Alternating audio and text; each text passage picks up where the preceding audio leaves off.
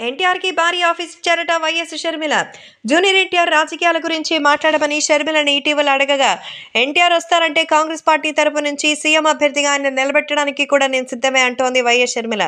నేను రాజకీయానికి వచ్చింది పదవుల కోసం కాదు, తిరుగుబాటు చేయడం కోసమే అంటూ చెప్తోంది. బహిరంగంగా అందరికీ తెలిసిన సత్యమే అంటోంది షర్మిల. నిజమేగా, షర్మిల గారు తన అన్నయ్యతో వచ్చినటువంటి విభేదాల వల్లనే రాజకీయాల్లోకి వచ్చింది. లేదంటే అన్నకి సపోర్ట్ చేస్తూ జై జగన్ అంటూ చెప్పుకుంటూ వెళ్ళేది. కానీ జగన్మోహన్ రెడ్డి తన తోకకి తన నిప్పు పెట్టుకున్నట్టుగా మరి తను వదిలినటువంటి బాణంగా మలిచినటువంటి షర్మిల తన కోసం వేల కిలోమీటర్లు పాదయాత్ర చేసింది. అలాగే అన్న కోసం సపోర్ట్ చేసి కన్నీళ్లు పెట్టుకుంది. ప్రజలందరినీ ఒక్కడి చేసి వైసీపీని కూటగట్టింది. కానీ ఏం చేస్తాం, ఆస్తిలో వాటా అడిగినందుకు గోడకేసి కొట్టారని, ఇంకా బాబాయ్ హంతకులని కాపు కాసి మరి రక్షిస్తున్నాడని ఎన్నో అపవాదులు మూటగట్టుకుంటున్నాడు జగన్. అంటే అవన్నిట్లో నిజాలు ఖచ్చితంగా ఉన్నాయని, అందుకే షర్మిల ఇప్పుడు సపరేట్గా వచ్చి బయట పోరాటం చేస్తోందని సమాచారం.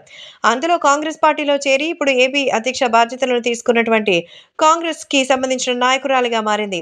ఇప్పుడు ఎన్టీఆర్ కనుక కాంగ్రెస్ పార్టీలోకి వచ్చి తమ నాయకత్వానికి సపోర్ట్ వహిస్తే ఖచ్చితంగా తెలుగుదేశం పార్టీ ఏ రకంగా అక్కడ స్థాపించబడిందో అలా ఇప్పుడు ఏపీలో కాంగ్రెస్ పార్టీ కూడా తిరిగి మంచి జోష్ఫుల్గా తయారవుతుంది అంటూ షర్మిల గారు ఎన్టీఆర్కి ఆఫర్ ఇచ్చినట్టుగా అయితే సమాచారం.